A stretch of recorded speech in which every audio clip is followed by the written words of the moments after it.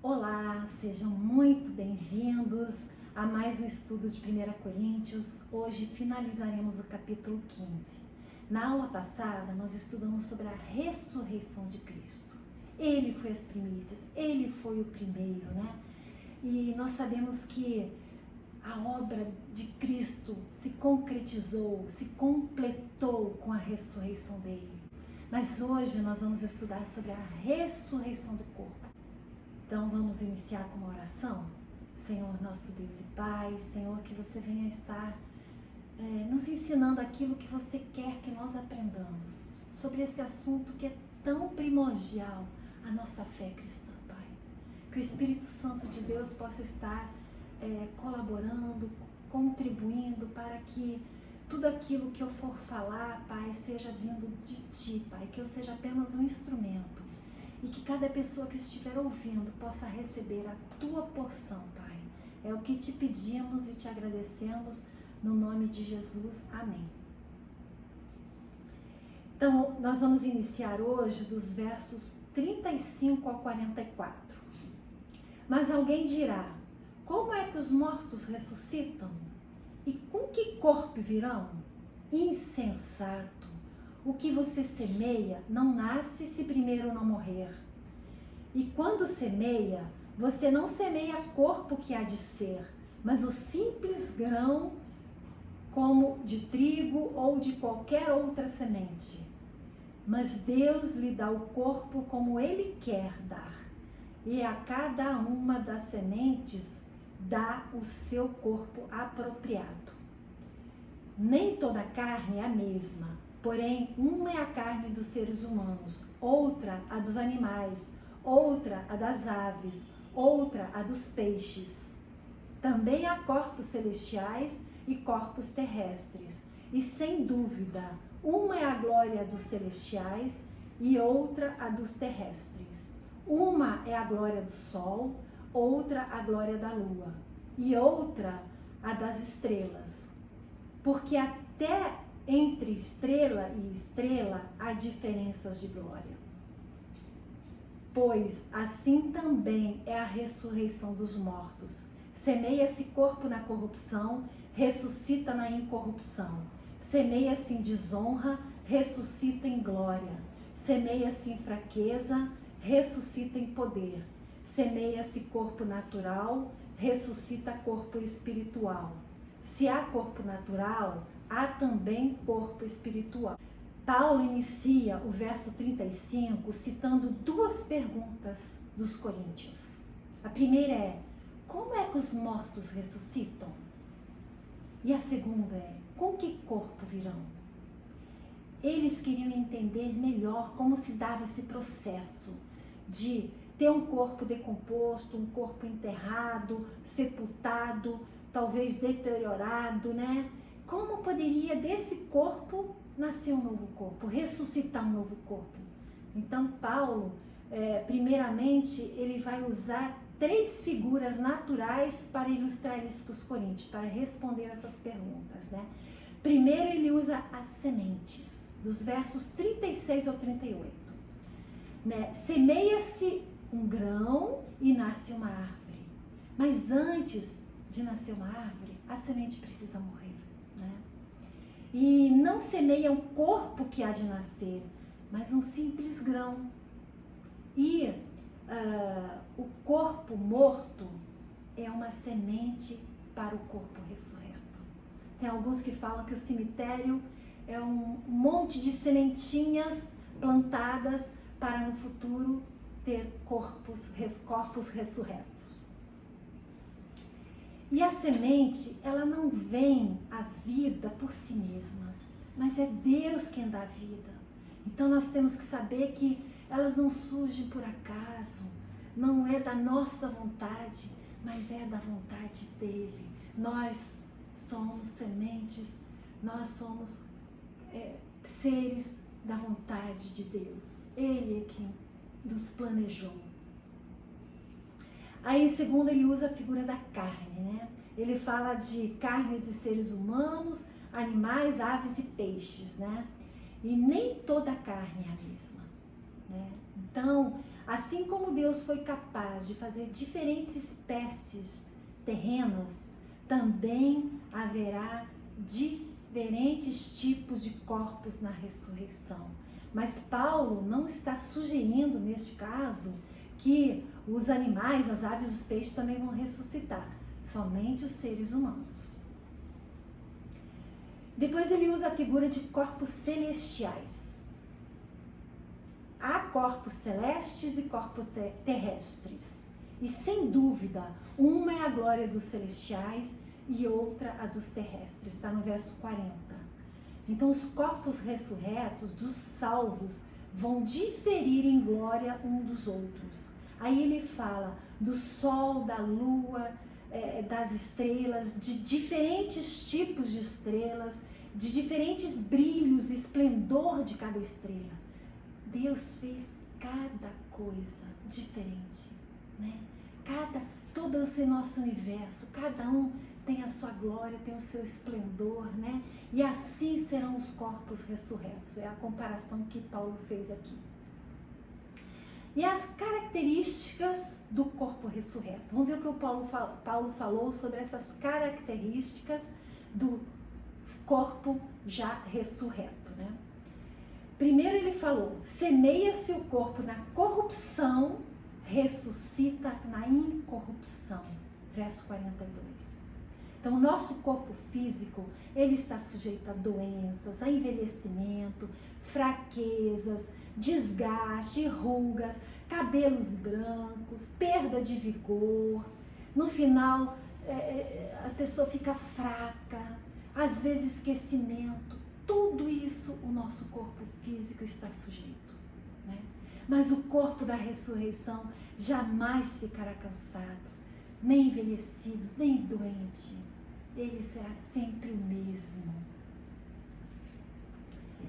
E ele falou também, no verso 42 ainda, semeia-se em desonra, ressuscita em glória. Então o corpo físico pode estar até enfraquecido, doente, machucado, deformado, talvez até tenha nascido com alguma deformação, né? Mas o corpo que há de ressuscitar será um corpo glorioso. Ele não vai carregar essas marcas, essas dificuldades que a gente tem, que a gente lida com a nossa natureza, né? E falou também, semeia-se corpo em fraqueza e ressuscita corpo em poder, no verso 43. Então, o corpo da ressurreição, ele não está mais limitado às leis da natureza. Será um novo corpo que não tem mais a nossa limitação daqui.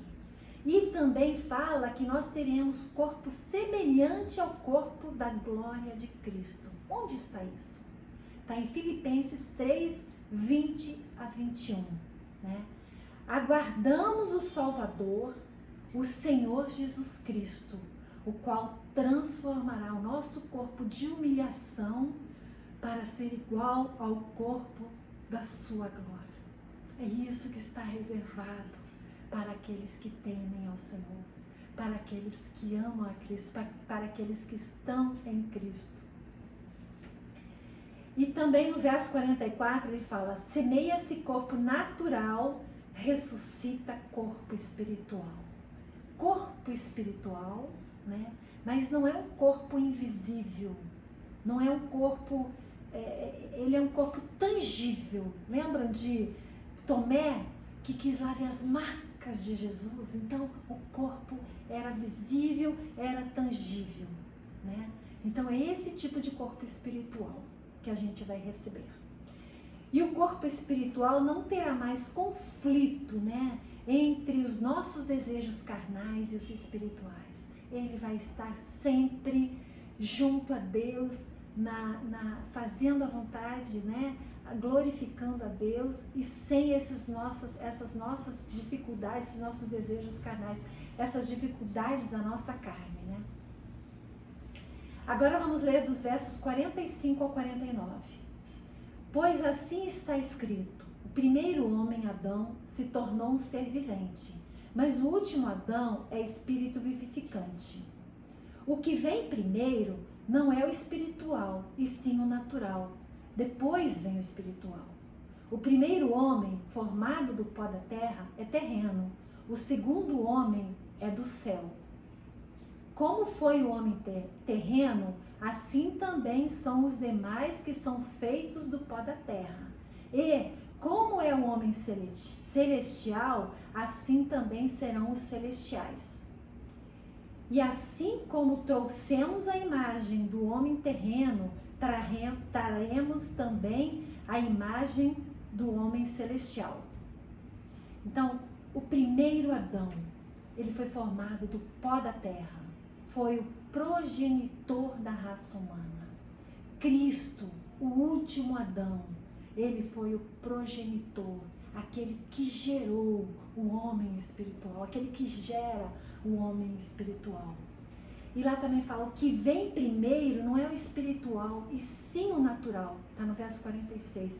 Então, a origem terrena do primeiro Adão, fala da origem terrena do primeiro Adão, e consequentemente de todos aqueles que vêm depois. E já o segundo homem é do céu. Cristo, a origem dele é no céu. Cristo não teve sua origem na terra, e sim celestial. A sua natureza é celestial. Cristo também lá fala, Cristo, Espírito vivificante, no verso 45. É Cristo quem dá vida, é Ele que gera vida, é Ele que gera esse homem espiritual, é Cristo, somente através de Cristo. E assim como trouxemos a imagem do homem terreno, traremos também a imagem do homem celestial, no verso 49. Então, assim como nesta vida a gente traz a forma de Adão, assim, na vida vindoura, nós traremos a de Jesus Cristo. Nós teremos uma vida, a imagem do nosso Senhor Jesus Cristo. Agora os versos 50 a 57. Com isto quero dizer, irmãos, que a carne e o sangue não podem herdar o reino de Deus, nem a corrupção é herdar a incorrupção. Eis que vou lhes revelar um mistério. Nem todos dormiremos, mas todos seremos transformados. Num momento, num abrir e fechar de olhos, ao ressoar da última trombeta. A trombeta ceará, os mortos ressuscitarão incorruptíveis e nós seremos transformados. Porque é necessário que este corpo corruptível se revista da incorruptibilidade e que o corpo mortal se revista da imortalidade.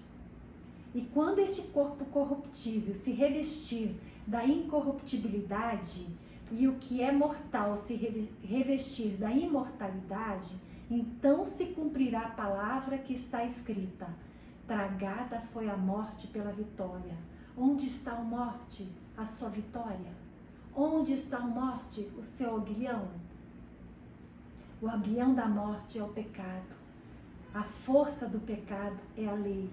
Graças a Deus que nos dá a vitória por meio do nosso Senhor Jesus Cristo. Então agora, nesses próximos versos, nesses versos que a gente vai estudar agora, Paulo está de forma mais objetiva respondendo aquelas duas perguntas que foram feitas lá no início, no verso 35. Como é que os mortos ressuscitam e com que corpo virão? Então vamos ver.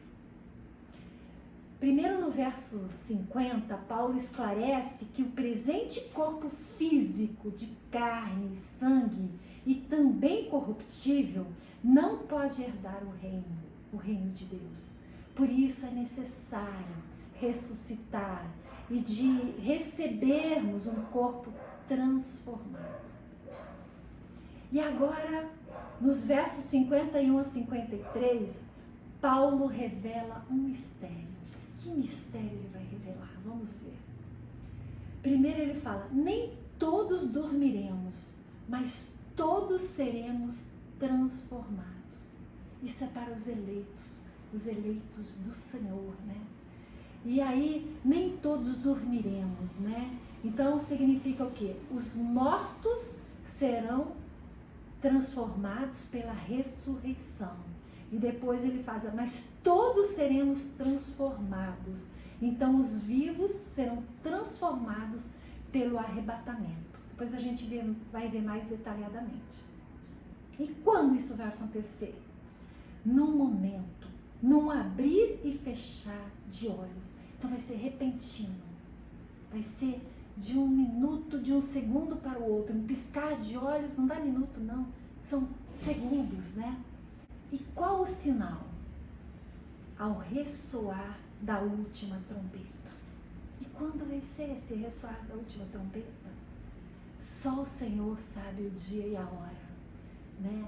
Mas a gente, na palavra do Senhor, tem Mateus 24, Marcos 13, eles falam de sinais que vão anteceder os finais dos tempos. Então, a gente tem que estar atento aos sinais, sempre firmes na palavra, no Senhor, né?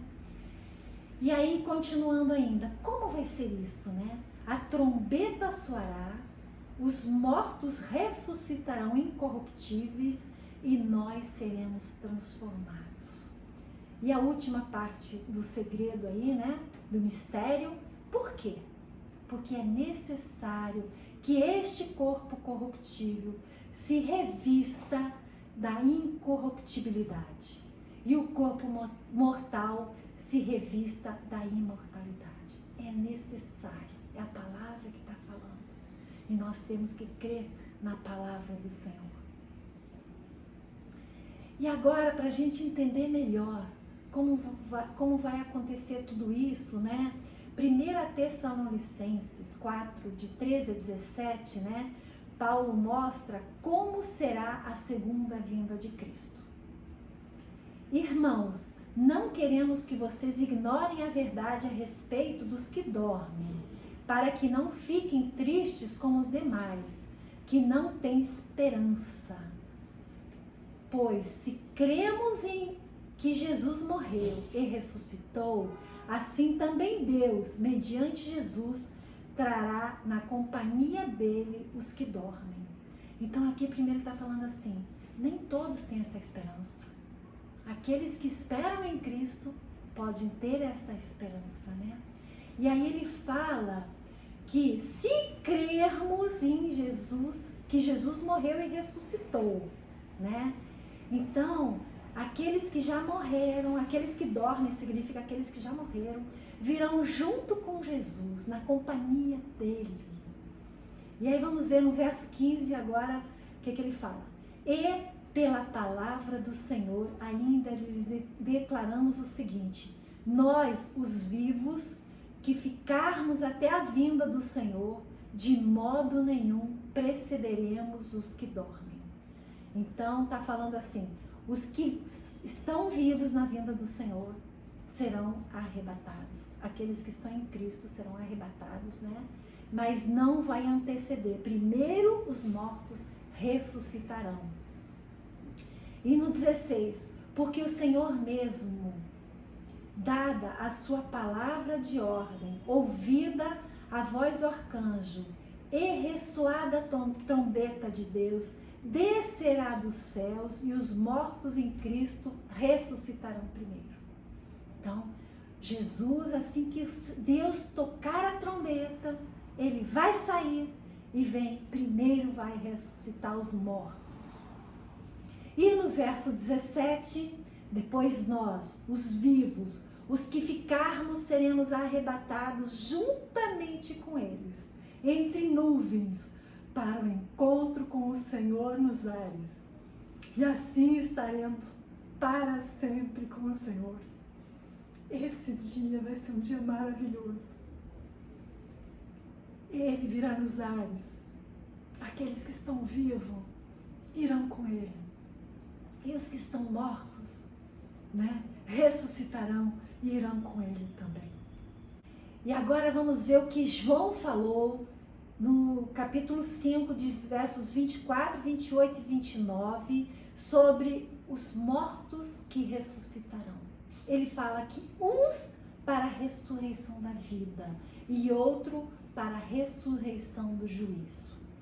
Então no verso 24 ele fala: em verdade lhes digo, quem ouve a minha palavra e crê naquele que me enviou tem a vida eterna. Não entra em juízo, mas passou da morte para a vida.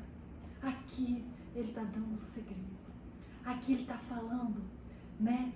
Quem ouve a minha palavra e crê, era Jesus falando, tá? Quem ouve a minha palavra e crê naquele que me enviou, tem a vida eterna e não passará pelo juízo, mas já passou para a vida. Aí os versos 28 e 29. Não fiquem maravilhados com isso, porque vem a hora em que todos os que se acham nos túmulos ouvirão a voz dele e sairão. Os que tiverem feito bem para a ressurreição da vida, e os que tiverem praticado o mal para a ressurreição do juízo. Nós temos a opção de escolher a vida, escolher Jesus e continuar firme com ele até o fim. Agora, nos versos 54 e 55, né? Quando o corpo estiver revestido da incorruptibilidade e da imortalidade, aí Paulo fala que então a morte não terá mais poder. Ele fala assim: tragada foi a morte pela vitória. A vitória em Cristo Jesus. A morte é tragada. Ela não tem mais poder. E ele fala mais: onde está a morte? A sua vitória. A morte está derrotada, né? Ela não tem a vitória. Onde está a morte? O seu aguilhão. O aguilhão é comparado ao pecado, como a gente vê no verso seguinte. É comparado a um ferrão, né? E também os estudos mostram que seria uma vara que tem uma ponta de metal para espetar os animais, para que eles obedeçam, né? Então, a morte não tem mais esse poder. Não tem ninguém mais para ameaçar.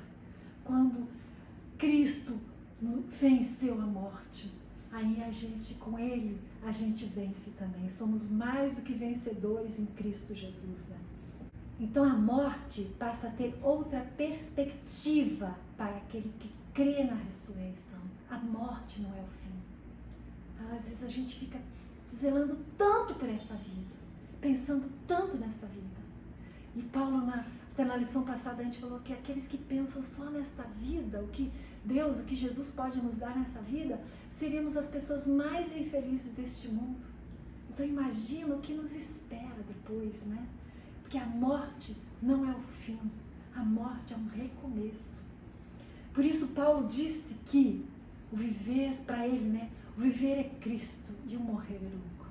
Ele sabia para onde ia, né? E também no verso 56 fala: graças a Deus que nos dá vitória por meio do nosso Senhor Jesus Cristo. Então é através de Jesus Cristo que nós temos a vitória. E este quadro aqui é um resumo, né, das diferenças, né, entre os corpos terrenos e os corpos ressurretos, né? Então no verso 42 a gente viu que o terreno está sujeito à corrupção e o ressurreto é incorruptível. Ele não vai passar por problemas, por doenças, por envelhecimento, né? Incorruptível.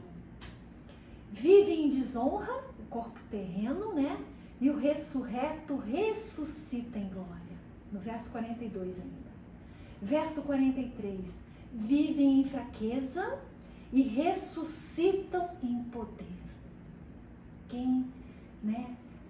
O corpo ressurreto ressuscita em poder. Porque teremos um corpo semelhante ao corpo de Cristo ressurreto. E fala que o corpo terreno é natural e o ressurreto é espiritual, está no verso 44. E no 45 e 47, né, o corpo terreno. Primeiro Adão, alma vivente formado da terra. E o último Adão, Cristo, espírito vivificante que veio do céu. Agora ainda o corpo terreno, né? Aqueles que são terrenos trazem a imagem do homem da terra. E aqueles ressurretos, né? Trazem a imagem do corpo celestial, a imagem do homem celestial. E por último, o corpo terreno é mortal.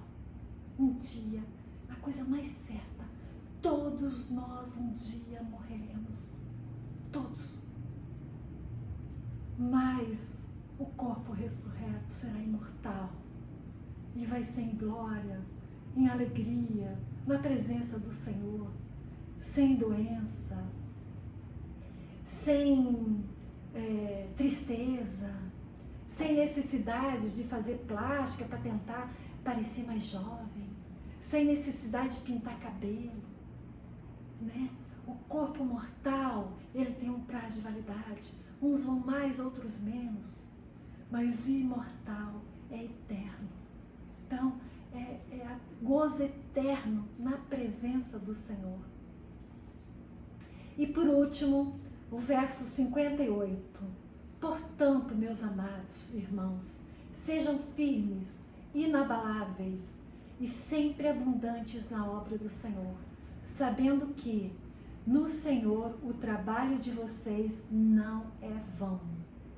Muito lindo, para concluir o capítulo com chave de ouro. Então, as recomendações de Paulo, os ensinamentos aqui, né? Sejam firmes, né? Como é que alguém pode ser firme, né? Ele falou da semente, né? Uma árvore para ficar firme, né? Para ela aguentar o vento, a tempestade, né? Ela precisa ter raízes profundas.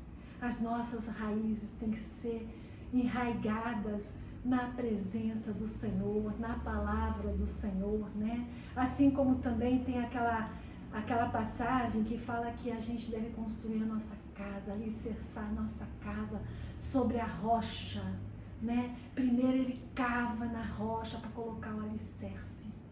E essa rocha é Jesus Cristo. Então, firmes em Jesus Cristo. Depois ele fala inabaláveis. Tem outras versões que fala constante. A gente deve ser constante.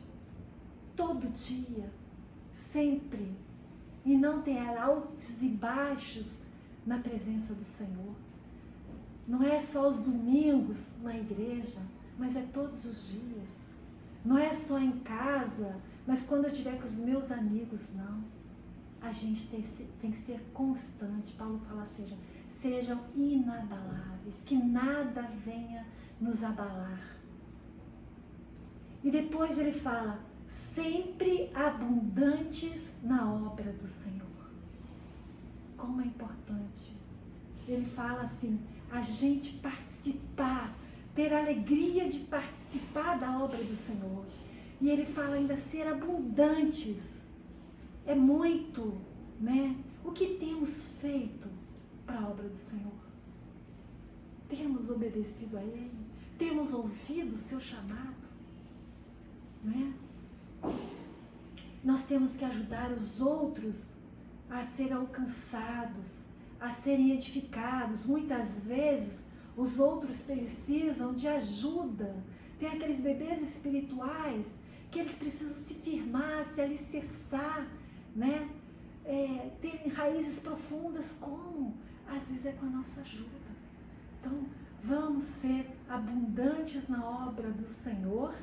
E aí ele finaliza, sabendo que no Senhor o trabalho de vocês não é vão.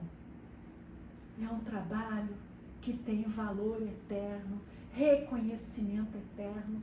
Às vezes a gente faz muita coisa que tem o reconhecimento de um dia, de uma pessoa, né? De um chefe, ou um retorno financeiro, né? Mas ele fala que temos que trabalhar para o Senhor e esperar dele, que não é vão. Se não é vão, é porque a recompensa virá do Senhor. De quem nós temos esperado a recompensa? E aí a gente lembra, né, dos galardões, novamente, né? Então, como é importante a gente ficar firme, né, nessa corrida, nessa jornada, nesta vida, né? Perseverarmos até o fim, até o dia do Senhor. É isso que nós devemos a cada dia esperar, alicerçados em Cristo Jesus. Então vamos orar? Senhor, muito obrigada por este ensinamento, Pai.